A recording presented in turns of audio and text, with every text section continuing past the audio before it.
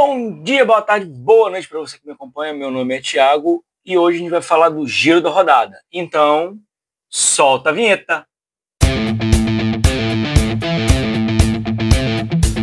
De volta da vinheta, vamos falar dos jogos que tiveram nossa última rodada, né, do Carioca. Bom, os últimos jogos foram Flamengo e Portuguesa, Vasco e Fluminense, Botafogo e Nova Iguaçu. Vou começar falando então do Flamengo. Bom, o Flamengo ganhou de 5-0 da Portuguesa, certo? No vídeo que eu fiz do pré-jogo, eu entendi que o Filipe Luiz ia jogar com um time reserva, ou seja, o time C do Flamengo. Mas não, o Flamengo entrou com um time B, que é muito superior ao C, e pelas peças está ali próximo ao time principal, principalmente quando o Arrascaeta joga nesse time. Bom, vamos lá então. O time do Flamengo. Vou pegar minha cola, porque saber todos os jogadores, especialmente do time B, eu não teria como saber. Matheus Cunha, Ayrton, Cleiton, que é o jogador da base, um zagueiro, está sendo muito bem elogiado. O Danilo jogou, que veio da Juventus. Daniel Salles, que é um lateral. O Alan, o Everton Cebolinha, o Arrascaeta, o Luiz Araújo e o Juninho. Bom, o jogo começa com a Portuguesa se atirando ao ataque. Loucura? Demérito? Não. Eu acho que a Portuguesa acreditou na capacidade que ela tinha de jogar e mesmo assim, então ela se propôs, mesmo assim encarou o Flamengo de igual para igual. Muito legal, Portuguesa, parabéns. E isso se manteve mais ou menos por 30 minutos. Só que o Flamengo abriu o placar, obviamente. E como que aconteceu isso? Quem marcou o primeiro gol foi o Juninho, um jogador que veio lá do país do Centro Asiático, eu não lembro agora direito qual é o nome do país, mas ele veio de lá para substituir não, né? Sanar a falta que o Pedro faz no ataque. Bom, 1-0, a Portuguesa não desistiu, não abdicou de atacar, só que nisso o Flamengo, que já estava com a vantagem, se sentiu à vontade para jogar. E foi nesse momento, no início do segundo tempo, em que o Luiz Araújo consegue pegar um rebote de um chute e marcar 2-0 o Flamengo. Lembrando que o Luiz Araújo está voltando de lesão, é um jogador muito bom e pode incorporar, né, agregar muito esse elenco do Flamengo. Bom, vamos lá. O que aconteceu? A Portuguesa continuou tentando atacar, continuou pressionando, só que já no segundo tempo, acredito que o ímpeto físico deles caiu muito. E do Flamengo sobrou, o que tem sido uma regra geral. O Flamengo tem uma intensidade muito alta em todos os jogos. O que acontece? O Daniel Salles, que eu falei, ele recebeu uma bola entrando na área pelas costas do defensor da Portuguesa. E, bom, eu não acredito que o defensor da Portuguesa quisesse machucar o jogador, mas ele perdeu completamente o tempo da bola. E o que ele fez? Em vez dele tirar a bola, o Daniel Salles conseguiu tocar primeiro e colocar um pouco mais à frente. Quando ele veio, ele acertou o joelho do Daniel Salles. Bom, pênalti marcado em campo. Não teve muita discussão acerca do pênalti. O Arrascaeta pegou a bola e, no melhor estilo Louco Abreu, cavadinha no meio do gol. O goleiro ainda teve reflexo para levantar o braço, não teve reflexo para fazer mais nada. Aí, bom, 3-0 Flamengo. Nesse momento o Flamengo já estava jogando solto, já estava com 3-0 no placar, o Português não mostrava muita reação. O Filipe Luiz, para preservar alguns jogadores, começou a movimentar substituições, e o Matheus Gonçalves, nesse período de substituições, ele aproveitou para tentar fazer uma jogada individual, certo? Conseguiu fazer um drible para dentro da área, a bola foi parcialmente cortada, chegou até o Arrascaeta.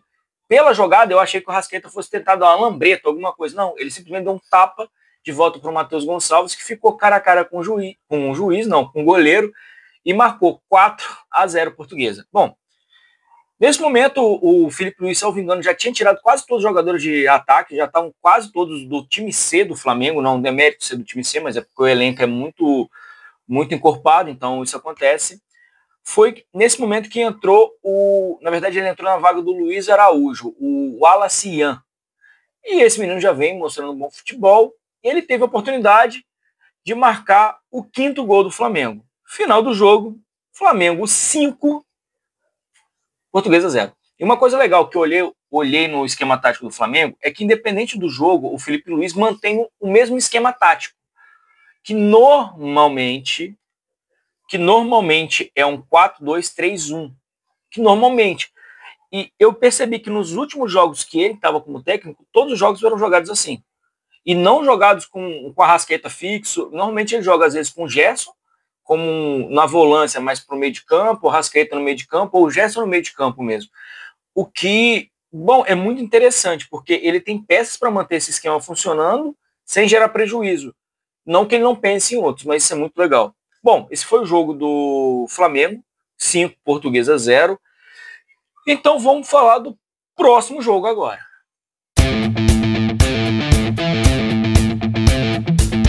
Bom, gente, falando do próximo jogo, Botafogo e Nova Iguaçu. Botafogo 1, Nova Iguaçu 0. O Botafogo vem de uma derrota na Supercopa Rei para o Flamengo, onde ele não jogou bem. Nesse jogo, eu achei que o Botafogo... Eu falei até no pré-jogo que ele poderia estar destabilizado emocionalmente, nervoso. E, cara, eu vi isso principalmente no setor de ataque, no último terço de campo de ataque do Botafogo. Os jogadores muito nervosos, chutando de qualquer forma, e isso prejudicou um pouco o Botafogo. O jogo foi um jogo equilibrado, o Nova Iguaçu é um excelente time, certo? Ah, mas o Nova Iguaçu não tem investimento do Botafogo. Senhores, ele ser um excelente time não quer dizer que vai ter o mesmo investimento do Botafogo. Ele é um time bom, certo? Não tem muita coisa.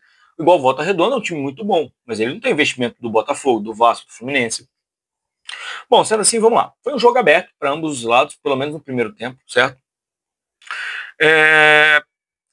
O Botafogo teve algumas chances de gol, Nova Iguaçu, eu ia falar Nova Redonda, o Nova Iguaçu também teve algumas oportunidades. Eu acho que nenhum dos times aproveitou bem as oportunidades, que não o placar poderia ser diferente de 1-0, certo? E eu vou falar da jogada mais polêmica que teve, que foi o pênalti no jogador do Botafogo. Ah, mas teve contato nas costas. Eu vi o lance umas 4 ou 5 vezes nos melhores momentos, para ver se teve a mão, se ele puxou, se ele empurrou de ombro. E, cara, pode ter tido uma carga. Tá? Eu não discordo que pode ter tido uma carga. Meio difícil, mas tudo bem. Foi marcado o pênalti, o árbitro de campo deu. Não acho que ele esteja favorecendo o Botafogo. Acho que ele viu um contato de ombro nas costas e pronto. Mas não sei se teve carga. Bom, cada um tem sua opinião, eu acho que não foi pênalti. O Savarino pega a bola, camisa 10, e bate. Só que o goleiro Maticoli fez uma excelente defesa. Ele já vinha fazendo excelentes defesas no jogo. Só que nessa ele impediu o gol do Botafogo. E eu acho que nesse ponto o Botafogo destabilizou completamente. Bom, o jogo prosseguiu aberto, não achei o Botafogo jogando bem. Eu também... O Nova Iguaçu, falta alguma coisa no Nova Iguaçu, falta um finalizador, eu não sei explicar, mas eu senti que faltava alguma coisa, uma engrenagem a mais ali.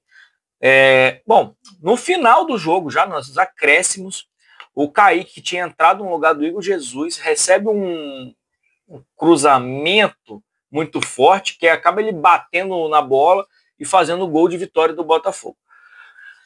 Parabéns, Botafogo, ganhou, não importa se jogou bem, se jogou mal, vitória, 3 pontos a mais, 3 pontos a mais. Mas o Botafogo precisa de uma coisa importante agora, na verdade 2, mas uma já resolveu, já trouxe 2 jogadores na linha de defesa, não acredito que vai precisar de mais, certo? Mas ele precisa definir um técnico. Ele tem que saber quem é o técnico do Botafogo, qual que é o estilo de jogo do Botafogo. O Arthur Jorge tinha o estilo de jogo dele. Mas e agora? O interino não está conseguindo, não sei se ele não consegue, não sei se ele não está tentando implementar o estilo de jogo dele, mas eu não estou vendo. E eu acho que isso está prejudicando o Botafogo. O time individualmente é muito bom, alguns jogadores são muito bons, mas coletivamente o Botafogo está muito desorganizado, desorientado. Bom, esses foram meus comentários sobre o jogo do Botafogo. Parabéns, Botafogo. Então vamos agora falar do próximo jogo. Vasco e Fluminense em Brasília. Vasco 1, Fluminense 2. Parabéns ao Fluminense. Mas para falar do Vascão, vamos colocar o manto. Se liga. Voltamos agora com a camisa do Vasco. Não é do Fluminense, é do Vasco. E, bom, parabéns ao técnico Mano Menezes. Excelente esquema tático. Tava com um buraco ali entre os volantes e os centroavantes, os pontas. Ele supriu com um jogador de qualidade, que é o Arias. Ele é rápido, ele tem uma certa qualidade, não é o melhor jogador do Fluminense, mas tem qualidade, tem um chute de média distância muito bom. Ele supriu um buraco que o Fluminense vinha sofrendo nos últimos jogos. E para isso ele mudou um pouco a escalação. A escalação do Fluminense, minha cola, foi Fábio, o Guga, porque o Samuel Xavier sentiu a perna, Thiago Silva, Thiago Santos, Fuentes, Hércules, Martinelli.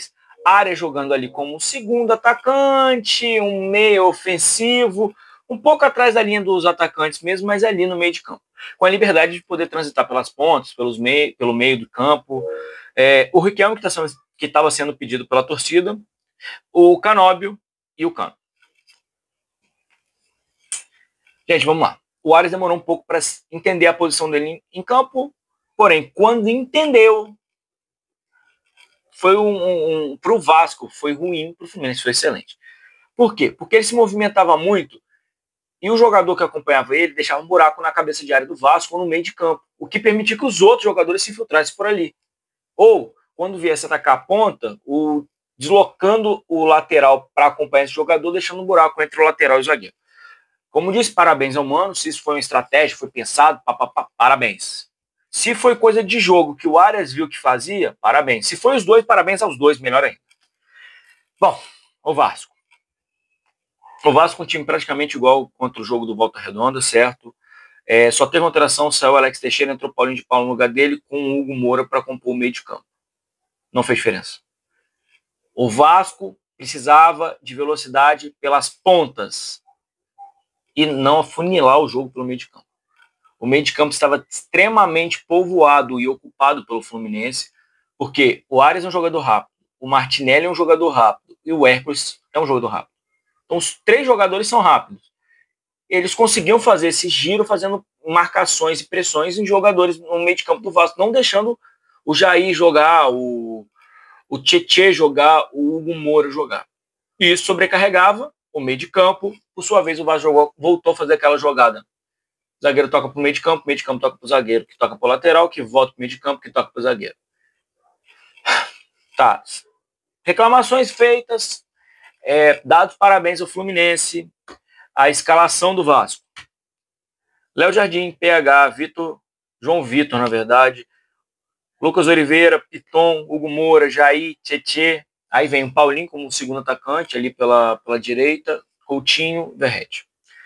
Bom, o Vasco saiu na frente, marcação, pressão alta, 5 minutos, senhores. 5 minutos de marcação, pressão alta. Vai lá em cima.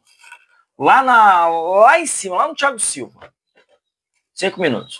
O Paulinho consegue roubar uma bola do Fuentes, que recebeu a bola, o Paulinho conseguiu pressionar, acabou de tomar a bola, o Verratti passou em facão salvo engano, na frente do... Acho que é Thiago Santos que joga ali pelo lado e um volante, que eu não vou me lembrar se é o Martinelli. Ele recebeu, ele já estava pressionado, ele tocou em diagonal, cruzou, na verdade, em diagonal para trás, o Coutinho recebe gol. Coutinho chegou querendo demais, soma mais 3 pontinhos para conta do pai. Mentira, não soma 3 pontinhos para conta do pai. 1-0 Vasco e depois disso o Vasco apagão. Tá, apagão não, o apagão era pior, né? Mas ele teve uma pequena queda de energia. Certo? Tomar uma água para não me estressar tanto. Gente, o resto do jogo foi de controle do Fluminense, tá? Não teve apagão do Vasco. No segundo tempo, eles tiveram alguns cruzamentos direcionados ao Verratti, mas sem efeito. Bom, mas no primeiro tempo ainda. Pressão do Fluminense, chute, pá. O Canóbio conseguiu roubar uma bola do Jair ali perto da área, bateu. O Léo Jardim talvez pegasse, mas o Lucas Oliveira colocou a cabeça em direção à bola, jogando para escanteio.